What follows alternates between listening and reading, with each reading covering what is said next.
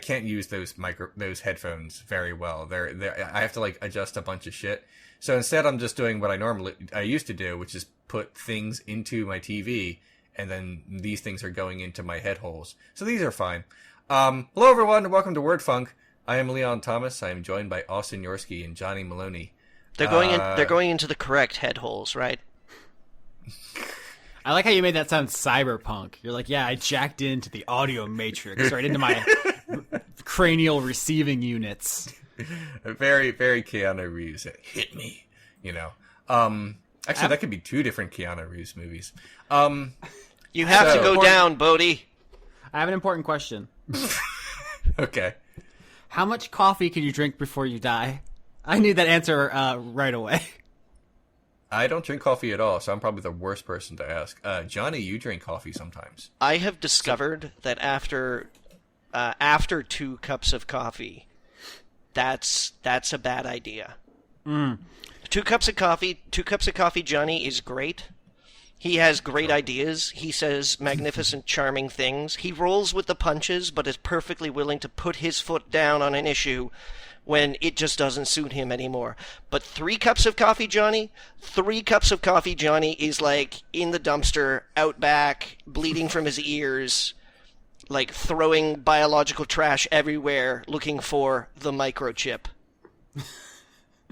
Yeah. Like already, like the show just started, but there is a solid chance that 3 cups of coffee, Johnny, is going to be the title. But we'll see if we can top it. We'll see if, we come across something else, like Bumblebee fuck or something. I have tweeted about 3 cups of coffee, Johnny, on multiple occasions. All right. The only bad decision that 2 cups of coffee, Johnny, has ever made in his life is becoming 3 cups of coffee, Johnny. And let me tell you, as far as bad decisions go, yeah, that's a bad one. All right. So this is a weird one. Yeah, I mean, we got an hour, so if there's some stuff you want to talk about, besides my minor technological meltdown, which really only lasted 5 minutes, I've been having a great week. So I feel really great. I live on my own now, and I'm getting so much stuff done. There's all amazing. this room for activities. I know it's really it's helpful. Are you really getting so much stuff done, or is it just that there's now less stuff to do? There is no. Because I've noticed this about living with somebody else. Yeah, is that without intending to, they do create more stuff to do. And when they're not around, it's like, oh my god, I got all the dishes done in 20 minutes instead of God, it's going to take me an hour to do these dishes. Part of it is, yes, I have less responsibilities, but instead of using my, free time to not do anything and be I don't have to do anything right now, I'm more now I can do things. So my next episode of Renegade Cut is going to be about, almost 3 times the length of my normal one.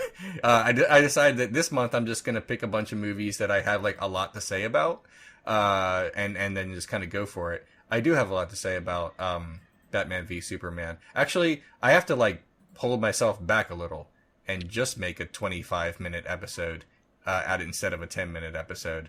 I could go on. There's nothing in there at all about the fact that Batman figured out who the white Portuguese was by Googling it. That's just not even in there. There's nothing in there about how does Lex Luthor just know who they are. I mean, we know he's smart, but there was nothing that said that, and I watched both editions of it. I might have just missed it. Did you guys like my Wesley Willis joke from earlier today? Because I was really proud of that. I did not see it. I'm sorry. I saw it, but I didn't get it. I was very sweaty and working my regular job, and then I came home to do my good job. What was your Wesley? Who? Wesley Willis. Wesley Willis was a recording artist in the 1990s, I think, chiefly, because he died in 2003 or something like that. The story is that he was one of Jello Biafra's signings to his, I think, Alternative Tentacle my boy, label. Sure, yeah, words I know. He was basically when he was, I think, like in his mid-20s or something like that, he was diagnosed with schizophrenia. Oh. And then started writing songs to kind of like help him cope with it, right? But instead of writing songs, what he would often do is just like hit the auto accompaniment songs on like his keyboards and then just sing songs along with them. So like the Casio demo button? Yeah, basically. Okay. And like he's written such songs as Rock and Roll McDonald's, Suck My Dog's Dick, I Whipped Spider-Man's Ass. This sounds like a WordFunk episode title generator. Well, Right. you know, but it's like he was a very, very unusual, and he would write tribute songs as well. Like back in the day, you may have seen the music video that he made for his song Alanis Morissette. I did not. I may have not. Or maybe not.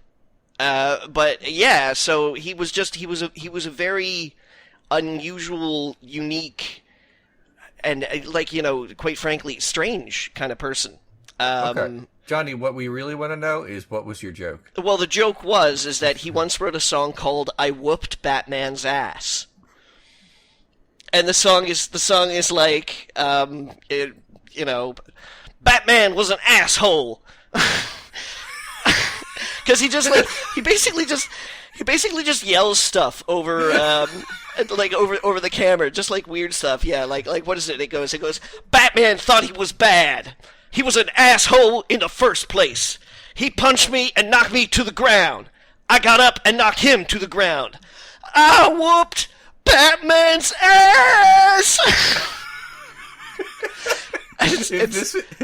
This needed to play over the credits of Batman. Well, and this is the thing, is that the joke that I made earlier today is I was like, wow, the R-rated cut of Batman vs. Superman has some dialogue that really enriches the drama, and I linked to a YouTube video of Wesley Willis singing "I Whooped Batman's Ass." I mean, come on, it's a song that says, you know, Batman thought he was bad. He was an asshole in the first place. I was like, yeah, that's it right there. It's a good joke. You just have to recognize how fucking obscure that is. Like, it took you 6 minutes to explain it. I'm sorry. I thought that people knew who Wesley Willis was, because it's not like you can mix him up. Oh yeah, with that other, you know, schizophrenic singer who also sings along to the demo button on his keyboards. Anyways, people, go check out Wesley Willis. Great songs include "The Chicken Cow." Like I said, Rock and Roll McDonald's is a really good one. He had kind of a punk rock band called the Wesley Willis Fiasco. Songs included Casper the Friendly Homosexual Ghost. Yeah. Which gets weird. Don't sleep on Johnny's music recommendations. I've been listening to Heartbreaking Bravery on a loop for like a week now. Pretty much exactly a week, because we recorded last Wednesday. It's fantastic. It's a really good listen. Like I said, one of my favorite albums. Leon, you were talking earlier about how you have like a better living situation now because you can get all kinds of stuff done. Have I ever told you about my roommate agreement that we have? I know that you have a bunch of roommates and that you have high-speed cable for them, but that's all I know about them. I remember one of them might be a little racist. But that might have been a different roommate altogether. I might be just mixing up your roommates. Yeah, there's a lot of them. There's 4 people in this house. There's my one roommate who might have been a little racist. He was also the one that went to jail for a long time. Oh, okay. You guys remember that? A little, yeah. Yeah. He's out now, but he's also not living here. Okay. Where I was going Maybe with that's this... for the best. Yeah, probably. Where I was going with this is we have an arrangement, which is like, you know how roommates like put up a calendar. It's like, this is your dish day, this is your laundry day, or whatever. The rule in my house is no one touch anything, no one clean anything. Austin will do everything. Get out of my way. Like, I wash everyone's dishes, I clean the floors and the cabinets. Everything is mine, because not only am I the only one who enjoys cleaning, and I'm the only one who's good at it, but like, when other people try, they get it wrong, and that bothers me more than to just do it myself. So, like, the price of living with me is letting me clean your shit, because otherwise I go insane. Austin, come live in my closet. just tuck you in, and I'll just open the door every once in a while whenever, something needs to be vacuumed. Oh, I love vacuuming. It's so good. All right.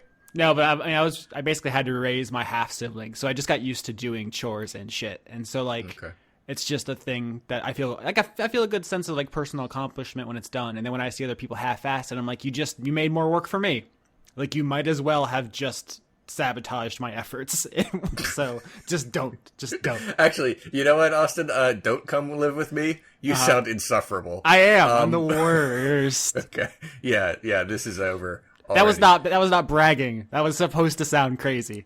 Okay. Okay. I just want to make sure. Sure. It's not like it's not a cute garden state kind of crazy. It's like one flew over the cuckoo's nest or a 12 monkeys. Okay. I mean, I now that it's just me, like things are cleaner because I'm just in a better mood altogether, but I'm not always clean, though. I mean, my car is a mess, but I think that was just the depression. Anyway, are there any, like, things we want to talk about? Like, shows we watched, or movies, or... I have one thing I've been aching to talk about. It's been driving me up the wall. Oh. Do you guys remember, it was weeks ago, when Netflix added a show called The 72 Cutest Animals?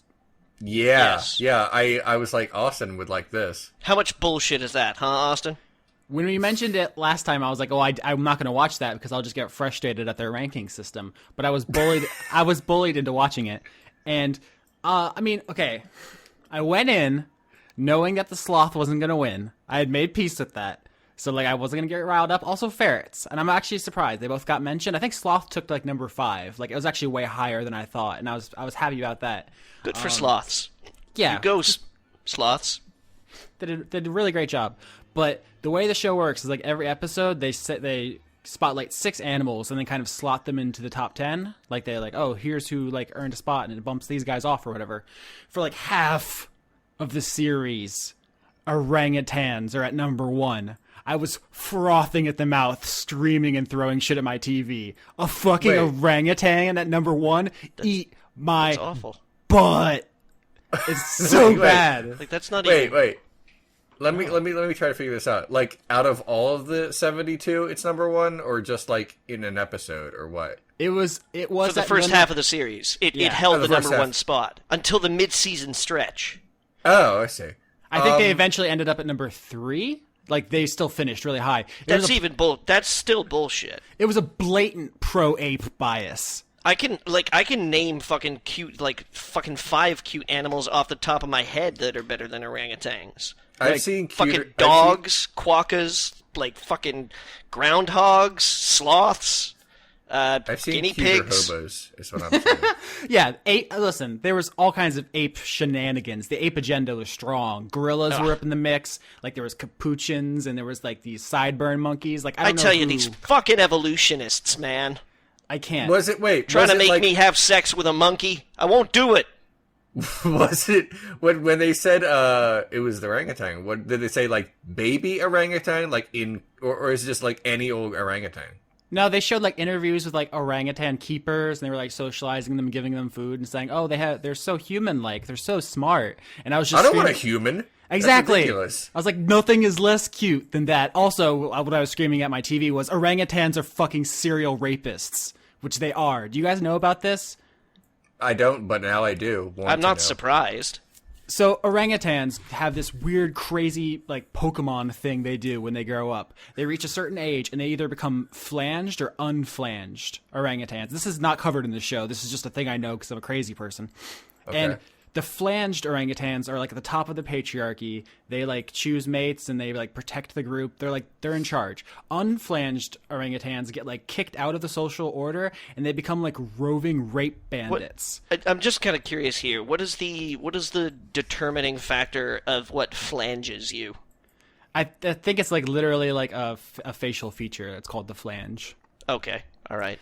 It's like like it's something like that's why I say it's like a Pokemon thing. Like it's a physical attribute. Like they actually like have like divergent. It's not evolution in the actual evolution sense. Just the way like dumb idiots use the word evolution. Yeah. So they're selection. So orangutan. Yeah. So orangutans are also like really superficial. I don't know that they're superficial. It's like a dominance thing. Like the most powerful, like sexually attractive, like strong, successful males rule over like harems of orangutan women. They have all these children, and then like the shitty, bad beta orangutans become Oh my god, become like 4chan Reddit dudes, and they just like roam the forest, having bad, shitty fedora opinions and like assaulting people. It's bad. I hate orangutans. They're like one of my least favorite animals, and they were number one for like 4 hours of this show, and I was foaming at the mouth. Like, well, what overtook them? Like, what became number 1 and 2? Since you said they went to 3 or something. Wait, we should probably announce spoilers. Oh yes, spoilers for cute. Yeah, for the number 1 cutest animal according to if you show. fucking care about a show that ranks orangutans number 3rd. Yeah, I think it was like an Australian production. All the speakers had Australian accents, and I think a lot of the zoos and really? stuff. Austin, I can't off the top of my head. I can't recall what an Australian accent sounds like. Do you think you'd drop one for me right now? Am I going to be the accent guy now because of Dice Funk? Did I back myself into this corner? Yeah. I really hope you guys get away from that NPC soon, so I can stop doing that fucking voice. It's killing me. Crikey! I'm gonna. Oh, do that again. Do that again. No. Eat me. No, all right, go ahead. Sorry. No, you don't have to do the voice. But I'm saying is what overtook the orangutan? What was number 2? I think number 2, I want to say was a bear of some sort. Number 1, number 1 is panda bear, which I found it's panda. That's acceptable. They're very, very cute. All right. They're nice. They're like gentle. They're chill. I think number 2 was a different kind of bear. It might have been like a black or a brown bear. I don't remember because I was mostly just focusing on where sloths and ferrets If it was black bear, black bears will fuck you up, son. They're not cute. Oh no, they will come at you. You can be like, "Come at me, bro," and they'll be like, "Whoa." I think it was polar bear. Okay. Well, they're not cute. I mean, they might fuck you up, but still, I mean, I'm not going to say they're not cute. If you're in an opportunity where a polar bear has a chance to fuck you up, you probably have it coming. Jesus. You've gone out of your way. Yeah, I guess so. Yeah, it's not like you stumble into that neighborhood. Right. The show did give a lot of props to like unconventional animals. I thought that was cool. Like octopus were on there. All right. Goats. Like they did some that weren't conventionally attractive, which I appreciated. There was also like 6 entries for penguins. There was like the blue penguin, the king penguin, the emperor penguin. There was like penguins wall to wall. What? Yeah, I like penguins. They're very cute. I know, but that's like such an easy way out. I know, and that's why I was like, okay, are they going to do like dogs? Name your favorite like 5 genres of music. Okay, rock, alternative rock, indie rock, yeah, prog rock, folk rock, yeah, yacht rock. Yeah. But all know this is your love. We were singing that before we started. This is a very stressful show to watch. Really is what happened. It was a roller coaster for me emotionally. But there was ferrets, there was sloths, there was capybaras. It was a good time for those segments. But I hate apes. I hate them. They're bad. Okay. Do you guys have any strong opinions on animals? I kind of want some a of them pet. taste really good. Oh, God. I kind of want a pet, but also I feel like, what am I gonna do when I like go away, like to conventions, and when I'm at work for a long time? I mean, they're just gonna. I mean, I'm like, it's just me, is what I'm saying. Yeah. So if I get like a dog. If I give it a dog, they'll be like, "Oh, where is literally the only person in the universe that I know all the time? All the people are gone." Right. There's nothing to be done. I guess a cat is more chill about that kind of thing. But again, I'm kind of enjoying the I'm only responsible for myself thing I got going on for me right now. It won't last because eventually I will require human or even animal contact. Or you'll die. Or I'll die. I mean, eventually. Can't rule it out. No, definitely not. No, I mean, especially now that I'm alone. What if I choke on something? I'm dead. I can't give the Heimlich maneuver to myself. I mean, No, I would all you try. gotta do is find a particularly, like, a table of a particular height. And Johnny, just- I'm never going to remember that. All I'm going to be doing when I start choking to death is Googling what to do, and I'm going to be dying. I'm going to die, and when they investigate my body, it's going to say, "Did you mean?"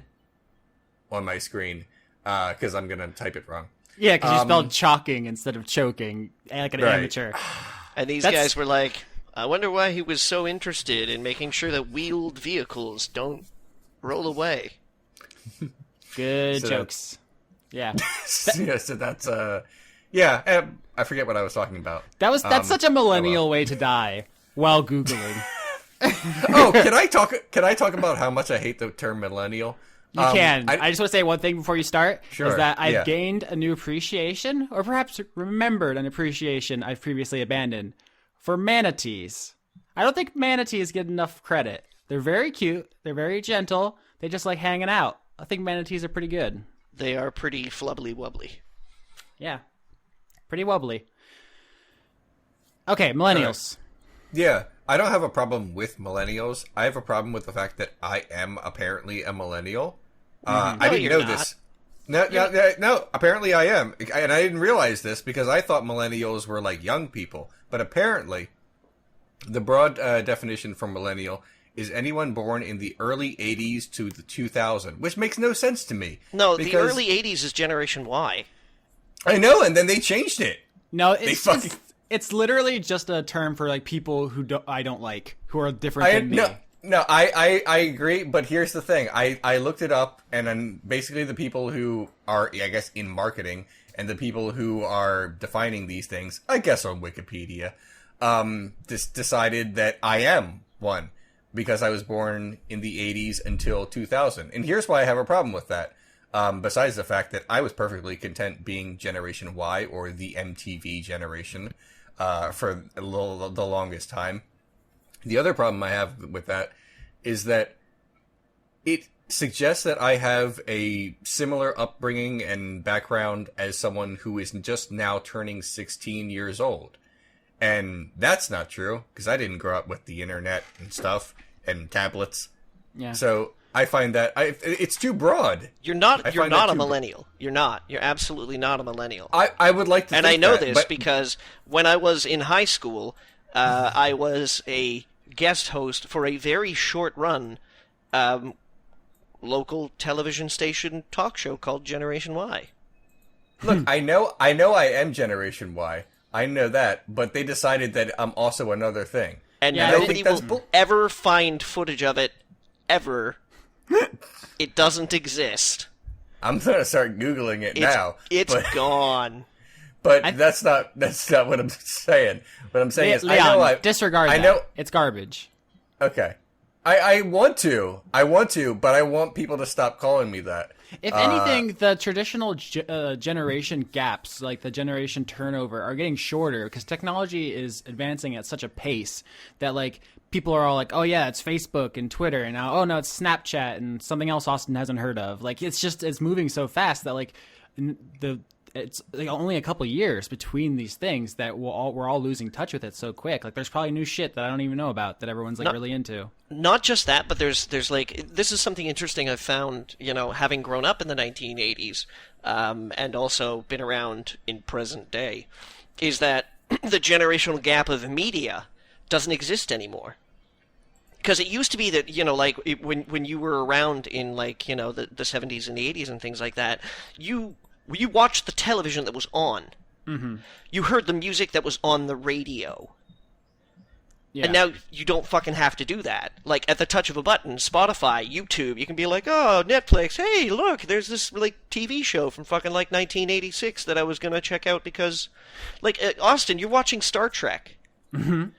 Yeah, I mean, kids today have pop music and they have popular television shows, but they also have access to the whole history of art forever. Yeah, that yeah. transition of where, you saw something cool on TV, fucking 5 years ago, and you're like, oh, you never saw that? That's a shame. It was really awesome. Wow, I feel much older than you. is now now like, it's like, nah, I boom, checked it it's out here. last night. Watched the whole thing. It was cool. So yeah, the generation thing is just a marketing ploy to sell think pieces. Oh, millennials today, they're not buying diamonds, they're not buying houses, they're not buying cars. That was the best thing. That was the best fucking. Why aren't millennials buying diamonds? And the first comment was, I work at a convenience store. Dude, I work something. at a grocery store. Yeah. That's a viral thing that was going around. Yeah, there's this whole industry around writing think pieces about how millennials aren't doing what they're supposed to. And it's like, that's because the old people ruined the economy. And also the things you believed in were stupid and arbitrary. Diamonds have no value for civilians. They're useful for, like, mining. Like, we have not. What are we going to do with diamonds? They're nothing. They were literally, their value in our culture was made up like 100 years ago. We could make some word funk-themed grills. Look, I agree that it is all bullshit. I'm not saying that it's not. I'm saying that I would like it to stop, please. That's my point. And yes, I'm basically, I exist on the internet pretty consistently, and I guess like I said, I'm inundated with these articles about millennials, and I only just started hearing about the term like last year, and I was like, what the hell is a millennial? And I looked it up, and I was like, bullshit, I am not. This is ridiculous. But apparently people consider me one, and I don't like that at all. And I especially don't like all these think piece articles saying, why do millennials take so many selfies? First of all, I take very few. But even if I took a lot, whose business is it of yours to tell me I shouldn't? It's like, fuck you. I mean, we have the technology. We might as well use it. Yeah, I mean, I'm the most millennial on the show, and I don't take selfies or whatever, but, like, plenty of people do, and that's fine. It's not new. Old rich dudes used to have paintings of themselves hanging in their houses. They commissioned. That cost, like, a fortune. Like, people would like pictures of themselves, whatever. Here's a thing that also comes up in these articles, and perhaps just in general over the course of human history. Austin, some of us still do have portraits of ourselves. Yeah, I bet. Look, it was a Kickstarter reward, okay? Yeah. And you can see it in Pillars of Eternity by Obsidian Entertainment, now available on Steam. Oh my god. Okay, here's the other thing. And again, it's part of it's just in these articles about millennials, and part of it is just the shit that every generation has said about the last one. These articles always say things like, oh, these millennials, they have it so good. Their lives are more carefree than ours were. It's like they don't have to grow up. It's like, oh my god, stop saying that like a bad thing. You did it. If every generation their lives are a little more convenient than the last, that's literally the progression of society. Okay. I mean, our lives aren't perfect because we have to deal with a lot of stuff that the previous generation fucked up. Ye old Renaissance kids. Right. Have not the experience of us much darker aged folk. But yeah, first of all, like just look at the stats on mental health in like this generation. Like we're all fucked up on meds and shit because we have all these kind of new fancy anxieties that didn't exist or weren't properly diagnosed before. My anxieties are not fancy, or just mundane ones. I'm pretty sure these anxiety. This is not like a new trait in human evolution. This is just we've diagnosed things and now we can treat them. That's a part of it. I think is also just the way we are all more connected. Like just things about like social media and stuff that create complexes that just didn't exist before. But yeah, they're amplified or magnified. Right. There are new stressors in modernity. I get that, but so like, it's not all easier. And even if it was, like that's just naked jealousy. Like, oh, I suffered. Why don't you suffer? It's like fuck you. Like, what are you talking about? These think pieces are the equivalent of. I used to walk uphill and downhill in the snow to school every day. Mm-hmm. That old thing. And just a heaping helping of you dang kids. Right. Look, how can kids these days have real oxygen to breathe, huh? Yeah. And like when I was a kid, my mom used to make me breathe in a hunk of coal every morning. And there's shitty graffiti in Pompeii about how bad kids are. Look to any of the 16-year-old kids who are like actual, I guess, millennials, because you're like the last of them. I guess, if you were born in 2000. I don't hate you because your lives are going to be a little easier than mine because you just things are more convenient and you're better at technology than me. I want you to know that. Good on you. Just don't ruin the economy.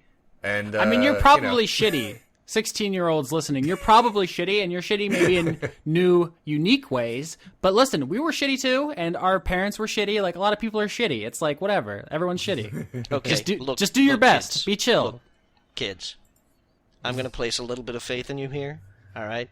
I believe in you, because when I'm going to be like, 60, 70 something, you guys are going to be around the age that I'm at right now, and it's going to be up to you to invent shit to keep me alive. Yeah. I believe in you. Stick with Johnny. You'll never go wrong. I can't believe kids these days using the inventions our generation made. How dare they? Like, what are you fucking talking about, old people? Just ridiculous. Oh my.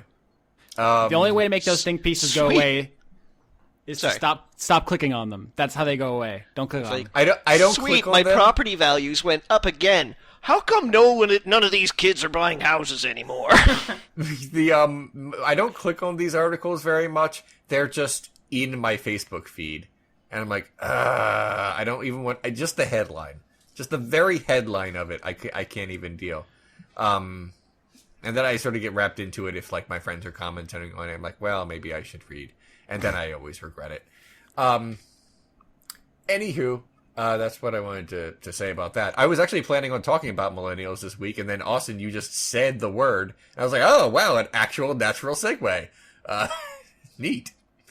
You don't have to pretend, Leon. No, serious. For the sake of the segue, you don't have to pretend. Okay. Anywho, I want to talk about one thing this week, and then I'll leave it alone. I finally started watching the second season of Daredevil. And pretty solid. First like 4 or 5 episodes, really good. The next few that I'm on right now are also good, but I find Elektra super obnoxious. Punisher, good. Ninjas, meh. Yeah, I haven't met the ninjas yet. Well, I met some of the ninjas. I haven't met all the ninjas. I'm counting Elektra as part of the ninja subplot. Okay, that's fair. My issue with Elektra, I mean, part of it is just like she's like all the time. Oh, this is the thing we should do, and she sounds like someone said she's like, you're supposed to find her obnoxious. She's like Paris Hilton if she had ninja skills. And it's like, oh yeah, I guess so, but I also just want her off my TV. I've never that's the bad kind of obnoxious. The only real problem, I guess, besides that I have with Elektra is that during like the flashback scene where Matt Murdock is supposed to be 10 years younger, and by that I mean his haircut is different. I guess like it's revealed to her that he has like blind person powers, and she's like, I knew it. Something was different about you, and he's like, yeah, and then she starts like trying to pummel him. He's like, okay, this is happening now. And then the second he like catches her punch and like inflicts a tiny bit of pain, she like lets out like this. She starts like being exasperated in like, I guess in a way that's supposed to be sexy. He like grabs her and she goes, oh. It's like, what is happening? I am not comfortable with this combination of sex and violence right now. This is weird that you're into this. Hey, don't kink shame. I'm sorry. No, that's I can't deal. I've never fast forwarded quicker through a straight person sex scene than that. It was like, oh, okay, well, this is gonna happen. I don't at all. So I just moved ahead 5 minutes, and then it was just over. I was like, okay, we're done now. I don't know how it went. I don't care either. I imagine slightly violent, and I'm supposed to be into that. I'm not. Anyway, that's all I really wanted to say about Daredevil Season 2, except I really just want the show to be Foggy Nelson, Reasonable Attorney. That would be the show I would want to watch. Every time Foggy's just like doing legal stuff, and trying to come up with good ideas to, protect his clients. I'm like, this is great. And then Matt's like, I have a dark past. I'm, oh, God, dude, I know. I get it. You're Catholic. It's okay. I feel you. Anyway, that's it. I don't want to go into a big thing. I'll have more thoughts when I'm actually done this season. I'm like on episode 6 or 7 or something, 8 or something. I'm not done. Anyway, that's it. Austin, you mentioned earlier in the Skype chat that you watched some things this week and you wanted to talk about them. Yeah, I mean, I watched the Cute Animal Show. I've been mostly playing video games, which you can't talk about from my other show. But some of them have been, I guess, what I call podcast games, ones where you can kind of just zone out. So I've actually been catching up on podcasts while there have been games that I don't need to listen to. So I listened to the second season of Serial. Are you guys caught up on that? I am not. I tried. No. I listened to the first couple episodes of the second season of Serial, and I saw that this is kind of interesting, and I just never got around to listening to it. I haven't even listened to the first season because I'm a bad person. I mean, you don't need to.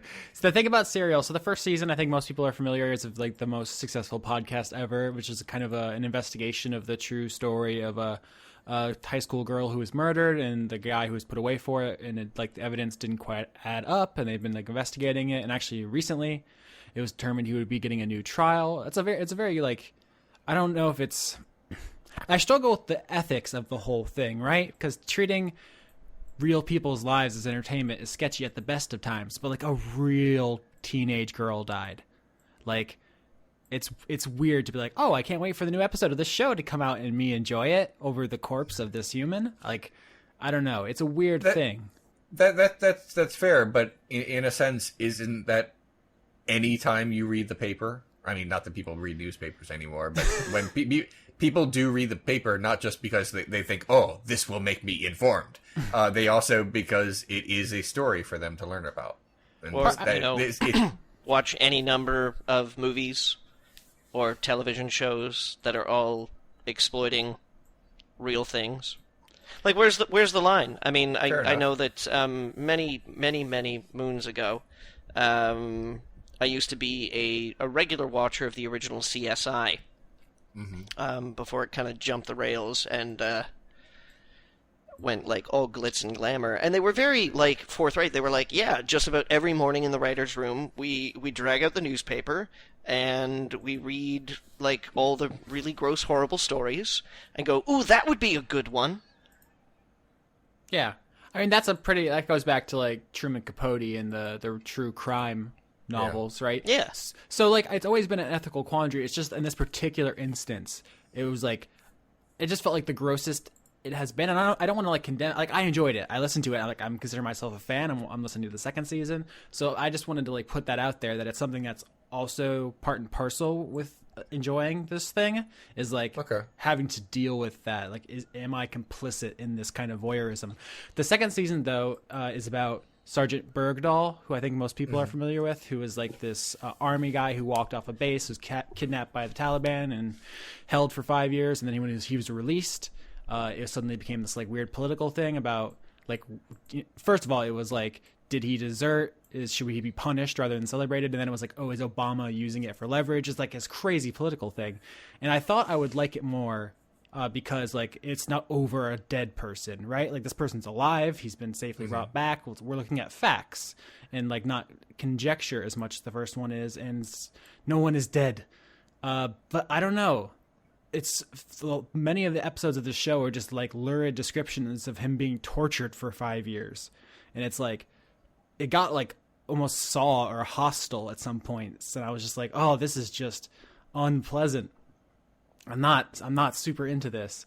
And then when it got into the political stuff, it's like, it just felt like reading the news or watching the news. It's like I don't care which Republicans hate Obama. Like they all hate Obama. They all kind of do. Who cares if he had a press conference? God, oh my God, I don't care. I don't know. My feelings about the whole thing are complicated because it's a perfectly well-produced show. Like, there's so much effort went into it. They got interviews with, like, really crazy hard-to-get people, like top government people, like a fucking Al-Qaeda dude they got on the phone. Like, it's nuts what went into this. But walking away, it just felt gross. And I don't know. I wish I had like a really pithy way to sum it up. Be like, here's what I took away. But like, I don't know. I just feel confused and bad. I wish I was better at this. Is the thing, as a critic or something. Poor Austin and his empathy. It's just weird. It's when real people are. I can watch a movie where people are hacked to bits and mutilated, and I'm like, yeah, this was a good gore movie. But then it's real people, and I'm just like, I don't know. I feel weird about this. I feel weird and bad, and I don't know. I don't have any answers for the morality of consuming true crime or true horror fiction or nonfiction rather. It's just it's something that should be made, I think, right? Like that info should be out there. Sure, it's just news. You're just consuming it in a way that is slightly different than we used to. I guess.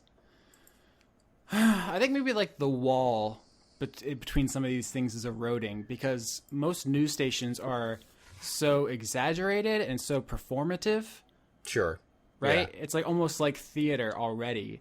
So it makes sense that our theater is getting into the news realm. And like I don't know, like this is almost like cyberpunk shit, but like soon it's all going to be one thing. Or looks very close. No. Nah?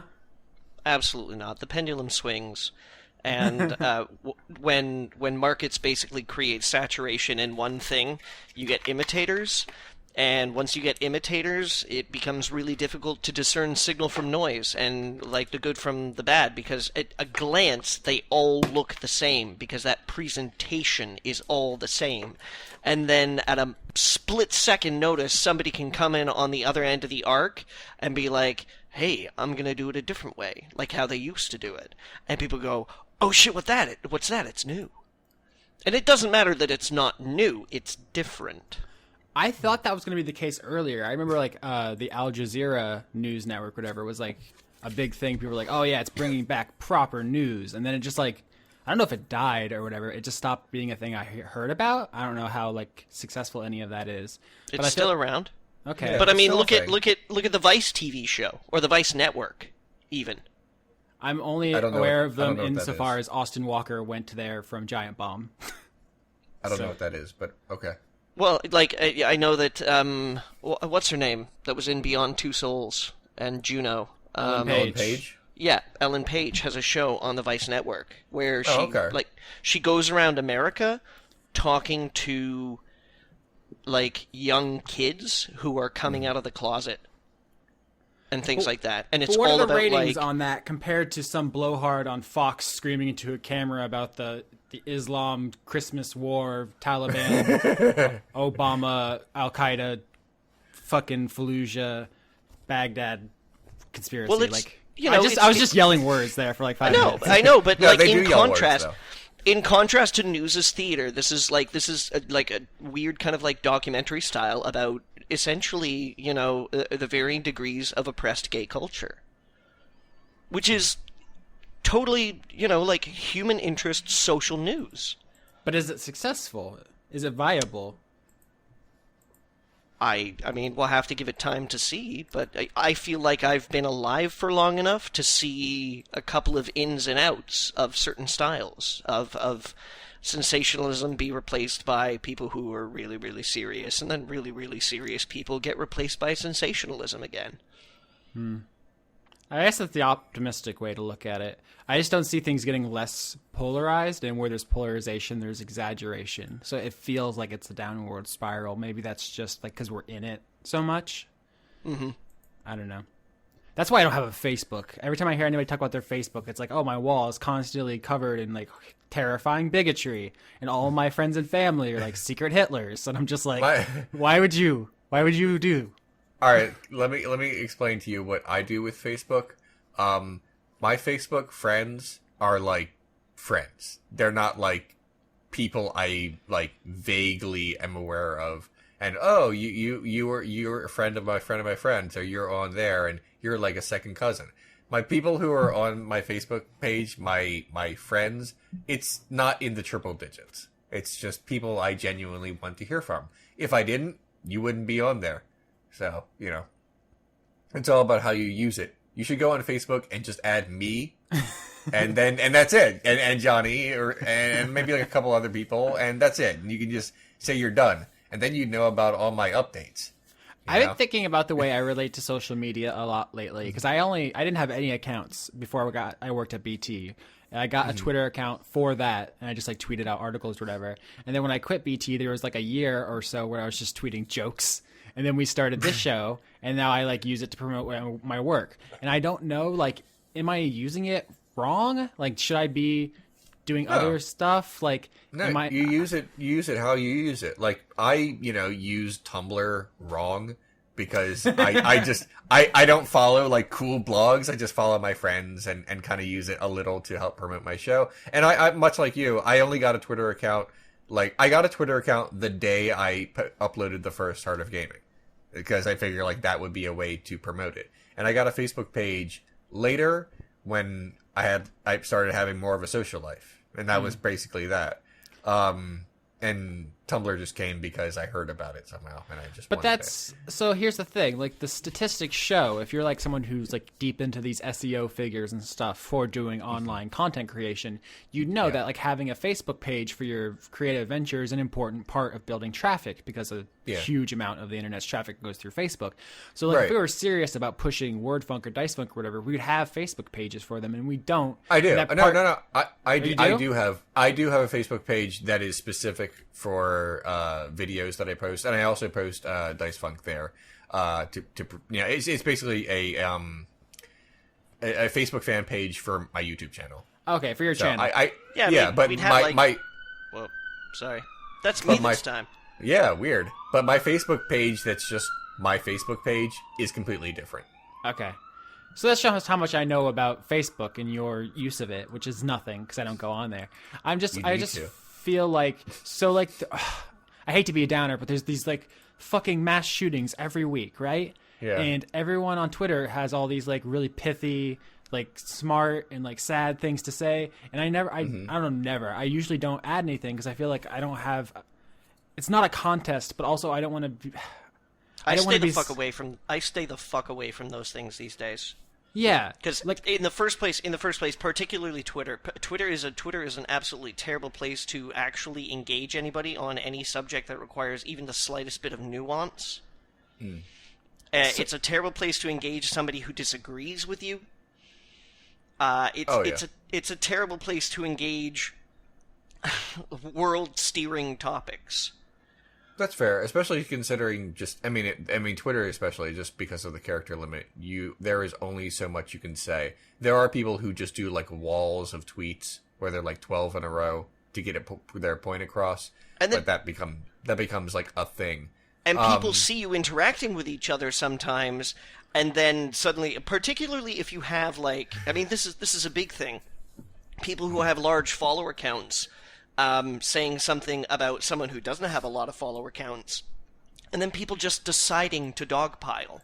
Yeah, it's like, I wasn't encouraging them to harass this person. It was like, no, you were trying to make an example of them, and then all your fucking little hyenas in the Lion King were all like, yeah, let's get them. That's why whenever I have like a comment to make, like that, I found one of my commenters to being a bit of a shitlord.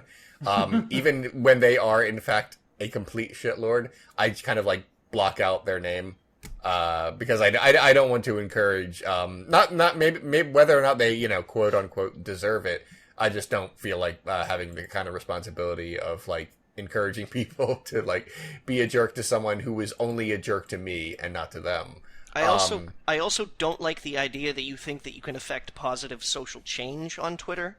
Because so much of the time, A, you're preaching to the choir, or B, you're trying to persuade people who are just like, well, I'm not going to fucking click that link. You're an asshole. Like, don't get me wrong. I'm not saying that we shouldn't step to people on important issues, because I have confronted many of my coworkers on several times when they say things that are like insensitive, transphobic. But I try mostly to do it on an educational perspective, because I kind of feel like they don't know any better. Like, they haven't had to have this information before, so it wasn't really important to them, so they didn't have to seek it out, and nobody's taken the time to sit down with them and be like, well, so here's the thing. But Twitter? Oh, fuck. People go to Twitter looking for a fight. Yeah, I mean, me and Johnny aren't popular enough to have to worry about the dogpiling thing. So no, we're not. But it's still, I just feel useless. You know, like. It's like I have thoughts, right? The killing that happened, like fucking, was it today? It was today, wasn't it? The video was released today. The video was released today. Okay, sorry. The video was released today. Which one? The killing? Yeah, right. Which one? I'm sorry. Mean? I apologize. I had a very, very busy day today. I only skimmed past the details, but I know that there were a couple of cops that shot a black man in Louisiana. Who, lost their body cams during it. But someone else got footage. Yeah, I think it's very America that Leon says which killing. No, I wasn't even making a joke. I know, that's what I'm saying. Know which one I know.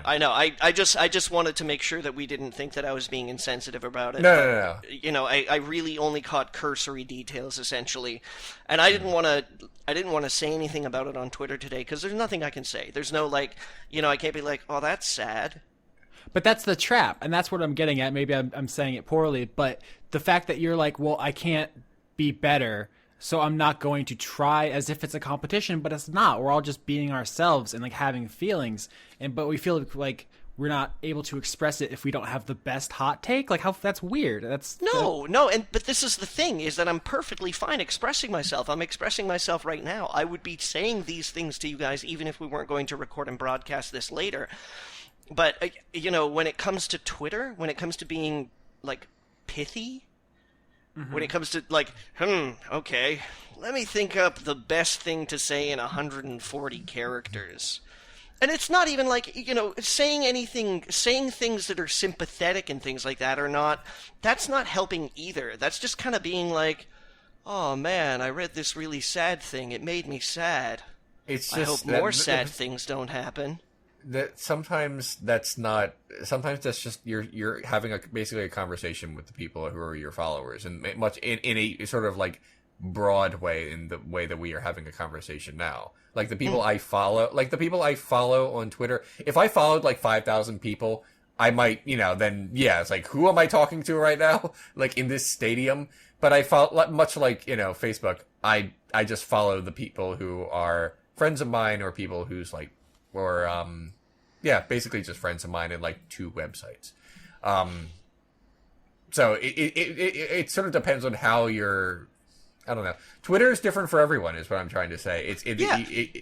That's all. And I'm agreeing with you here, and I'm also responding to Austin's concept that like using social media in a right or wrong way.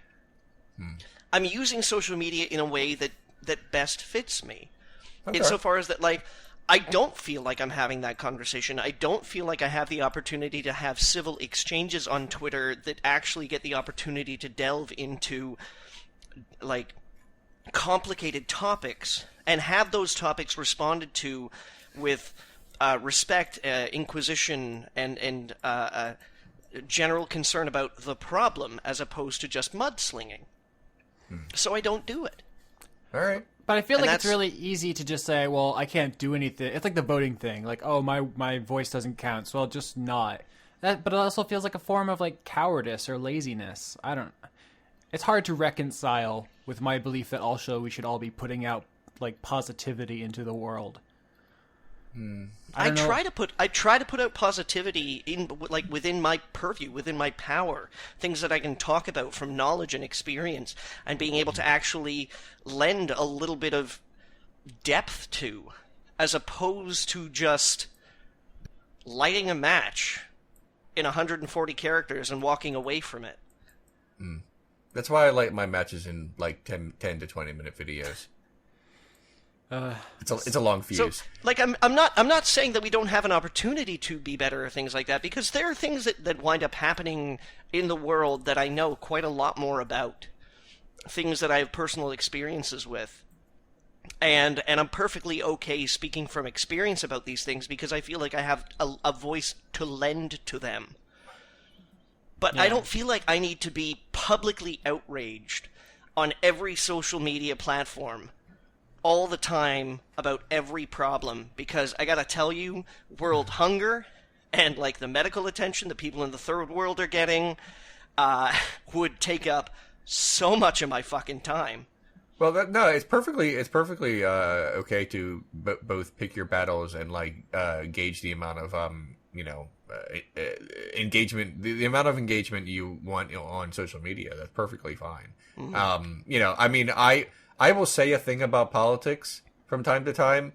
I'm not going to get a bunch of retweets and likes about it because it's really just, the people who watch Renegade Cut, who are following me. They're not there for my Donald Trump mentions. At least I don't think they are. But I just, sometimes I get, it's I don't think it's going to go anywhere. Me, a guy with a few thousand followers, but I also feel like I would like to talk about this at some point. I don't know. Yeah, I'm not really sure what my point is. I guess like I said, I guess the broad the sort of sum up is Twitter is different for everyone. I am not like I'm trying to explain and defend myself at the same time by trying to. No, you're okay. I'm not advocating for staying silent. I'm not saying, "Ooh, don't rock the boat. Don't say anything that's going to upset people." All I'm saying is that there are a lot of things that happen that I get really upset about. And I talk about the things that I know about. And I talk about the things that mean a lot to me. And not everything in this world can mean the most to me, because my heart is not deep enough to hold that much of the world inside it. I would sink like a rock. No, I totally get that. There are times where I have to turn myself off, or I go dark. Okay. That's perfectly acceptable to me. You don't really have to defend yourself. I think we get it. But I absolutely do get it. But the point that I'm trying to allude to here at the same time is that there's no real way to, use social media right. Yeah. No, I agree. You can't be a saint all the time. You can't be, the one exposing injustice 24 hours a day, 7 days a week, 365 25 days a year. You're such a nerd. That's right. Okay. So, Austin, I don't know if you feel like the way that you use Twitter kind of is illustrative of you being a bad person. I can assure you that it's not. I mean, it's either that or it's all the homeless people I've killed. I'm not sure which one. That definitely makes you a bad person. Okay. Except for that one that asked for it to end. That was a kind of a touching moment, actually. Okay, questions? Yeah, sure. like a couple, a few, but I Whiplash. We started late, and I have so much to do. So maybe but don't you have so much more time to do it, Leon? Yes, but still, I wasted a lot dropping my microphone and being a dumbass. Busted. He has important internet celebrity stuff to do. Right.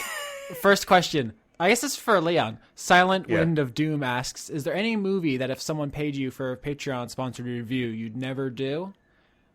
Yeah, I've listed. Yeah, I know you say no porn or whatever, but I'm saying inside your normal parameters. I think is the spirit of absolutely. It. No, absolutely. Okay. How do I put this? When someone says, "Here's some money," I'm not suddenly enslaved. I absolutely have to do it, even if I think it's absolute garbage. A good patron of mine, not too long ago, said, here I have some money, and I would like you to do blah. And I said, and I thought about it, and I looked at it, and I'm like, I'm very sorry, but the fact is, this is obscure enough that people wouldn't watch it, and the topic of the film does not lend itself to analysis. and I don't want to do, say, review show. That's not what Renegade Cut is. And it wouldn't make any sense for me to do it at all on this show. And I told him, I said, I'm very sorry, but, I'm going to have to say no to this one. When someone requests something, their money has not gone through yet. I have to actually accept it first.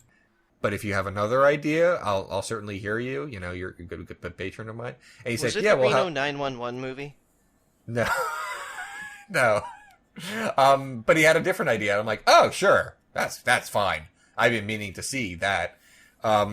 So that'll be okay. But yeah. If someone says like, hey, there's this like comedy from the 70s that I like. It's not about anything. It's just kind of funny.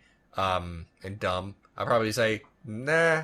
Or if someone says, yeah, it's a biopic of such and such, I'll be like, I don't care about such and such. And I'm out. And biopics are like biopics. I mean, like, for example, I liked the movie Spotlight. I would never do an episode on it because I don't know what I would say that isn't already covered in the film. Is that like, how that's pronounced? I always thought it was biopic. No, it's biopic. Like, I get it, it's biographical picture, but it's just the way the word, like, English is a shitty language, but the way that word is constructed, it should be biopic. I agree that English is a shitty language, but yeah, it's definitely biopic just because it's a biographical picture. That's all. So, if I asked you to do Reno 911 the movie, I would say no. I would refuse your payment. Yeah. Although I did like that movie a little. Yeah. The whole content creator fan interaction thing is weird. There's a tremendous amount of guilt I feel conducting myself on the internet. I don't know if that's coming across in this episode, but I definitely feel like it's always like, oh God, I want to do so good. I want to make everybody happy. If I do anything wrong, everyone's gonna hate me. Oh God, I'm having a meltdown. And Leon's like, I don't give a fuck. How I feel about Renegade Cut is that it's my store. It's it's my store. You come into my store and you buy my wares one way or another, either by clicking on it and helping with my barely existent ad revenue or being one of my patrons. It's just my store. I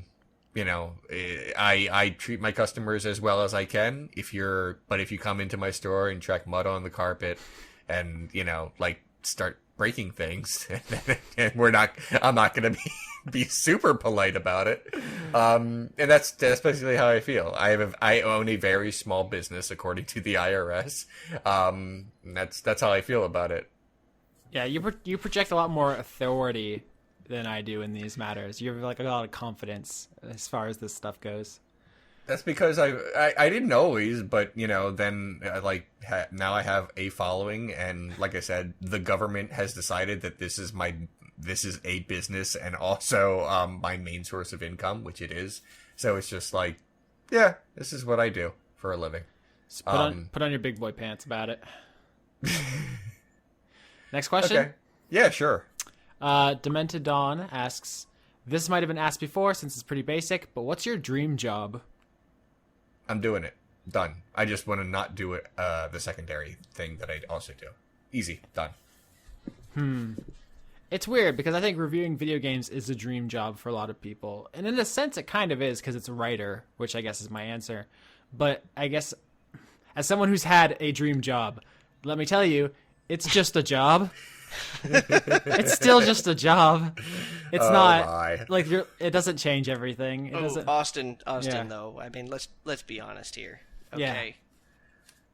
Yeah. It could have been better as far as those jobs go. It could have paid a lot more, obviously, but but it would have. And you might have had more reasonably capable staff to deal with. More everything. But my point is, and tech support. The work is the work, right? Like, no matter what you're doing, you're still putting in work. It's still value. It's still like labor, right? In the Marx sense. Yeah, I mean, you can never really escape that. Writing for blistered thumbs has permanently scarred my enjoyment of video games. Someone fucking pull quote that, put it on a meme, on a Johnny face, and make it a meme. My dream job is still a job. I have to work really hard on it. It takes up a lot of my time. I'm satisfied with it. Like I'm like, oh, that was a good thing that I did there at the end of the week. I mean, not always, but, really blew but that usually, I try really hard, but sometimes it's not perfect. But yeah, it's a job in the sense that I have to work really hard on it. It's just about a topic that I enjoy doing, and also I get to be my own boss, which I appreciate. Mm-hmm. Yeah, I mean, my answer is writer. I've been a professional writer in some capacity or another for my entire adult life, in vague, fiction, reporting, criticism, podcasting, I guess, whatever. Some of it, it's not really scripted, but so I've kind of accomplished that. But now I'm like getting out of it. Like I'm getting away from my dream job to have like stability in a job that like. It's not that I'm not passionate about it. I don't know. It's just that like it's not the thing that I would do, gun to my head. But it's just like people won't take you seriously if you work on the internet. I don't care. Austin, you like arguing well enough, you'll do fine as a lawyer. That's the hope, right? That's what this is riding on. My cousin Anne did the same thing. She was part of the UN peacekeeping force back in the day, didn't know what she wanted to do. She's like, fuck it, I like arguing with people. I'm going to be a lawyer. She loves it. Okay. That's good. I do like arguing with people if they're, not dicks. Like, there's something... Well, that's the thing. It's a civil... Okay, It's a civil arrangement for argument. Good faith, I guess, is where you walk up and say, aha, my opponent here has told you that raspberry is the best berry. But what if I told you that it was blueberries? Every time he goes off on one of these things, I hold my breath because I have no idea where it's going to end. All right, how about like a couple more, and then I got to go do this. Okay. Some of these, it feels like people are dunking on Leon tonight. I'll take the dunks. Give me the dunk. All right. Holcomb asks, Leon talks a lot about TV he hates. What does he actually like? I just said that I like the second season of Daredevil. I have like one qualm with it. I think the important thing to take from this is that you're gaining your reputation as a curmudgeon. Oh, that's not good. It's true. Okay. Lots of TV shows. I like Fargo. I like Once Upon a Time, Ash vs. Evil Dead, Daredevil, Orange is the New Black. I just finished Ash vs. Evil Dead. Liked it? Yeah, loved it. Good. Very faithful. Yeah. Good times. Unbreakable Kimmy Schmidt, although I think I'm almost done with that. It's getting I rage uncomfortable. Quit. Yeah, it's getting uncomfortable about certain things. It's funny because he's gay. Hey, do you get it? It's because he's gay. That's the joke. My problem with Unbreakable Kimmy Schmidt was the stop getting mad at us about our racial insensitivity episode. Oh, yeah. BoJack Horseman, Rick and Morty, Venture Brothers, The Simpsons, Bob Burgers, Archer, Adventure Time, Steven Universe. I watch a lot of shows, apparently. Yeah. So, that's that. I watched Moonbeam City, but it got canceled. I watched Gravity Falls, but it was recently ended like on its own. It concluded. I watch a lot of shows and enjoy a lot of shows. The thing is, we just keep talking about Game of Thrones on this show, and I just keep sitting here with my arms crossed. Have you started Blunt Talk yet? What? Blunt Talk. Have you started Blunt Talk yet? Is that a show I've about? Never heard of it. Is that a show about rolling dubers? Oh, you guys haven't heard about Blunt Talk? I feel like this is going to be a joke, but okay. No, it's a show. It's called Blunt Talk. It stars Patrick Stewart. It stars Patrick Stewart as an Englishman turned United States news anchor, who's sort of like in the sort of last arc of his career, gets wrapped up in this scandal where he gets caught in a car with a transsexual prostitute, high on edible marijuana and drunk, driving himself home. Okay. Oh no! And he decides, because, like, in order to apologize to the American public, and Patrick Stewart of all people, he decides to interview himself. What the fuck? But he does it, like, hopped up on like, sleeping pills and coffee and can't remember the interview questions because he records all the questions first. And then he goes in to do the interview, and then they play the questions, and he's, like, super fucking hard on himself. Are you writing this right now? What is I happening? No! I looked it up. The first season, it's a Starz show. Yeah. It's on fucking Starz. hilarious. According to this, the executive producer is Seth MacFarlane, but I won't hold that against it. I do like one. And Seth also MacFarlane Jonathan show. Ames, the guy who did Bored to Death on HBO. I do like one show that Seth MacFarlane ever did, American Dad, but not always. Oh, come on, you liked Cosmos, too. I did not. I've never seen Cosmos. Honestly. You didn't see the Neil deGrasse Tyson I Cosmos? did not. It was really good. The most I've seen of Neil deGrasse Tyson has been his cameo in Batman v Superman. Yeah. Anyway, it's worth checking out. I quite liked it. I hear it is great, and I hear that he is also great. Next, all right, last question, and then we'll just stop because I got to do things. All right. Let's see. Our doctor of questions, Jade, asks, would you rather have fan art or fan fiction? If I can only have one or the other forever, it would be fan art, but I want like 75% fan art and like 25% fan fiction, and right now there's like 99% fan art and 1% fan fiction. I feel like we need to like adjust that a little bit, because the fan fiction that Jay did was real good. I'm flabbergasted that anyone is that interested in our stuff to do that. Like, that is immensely flattering. Like, I feel bad that we've wasted their talents.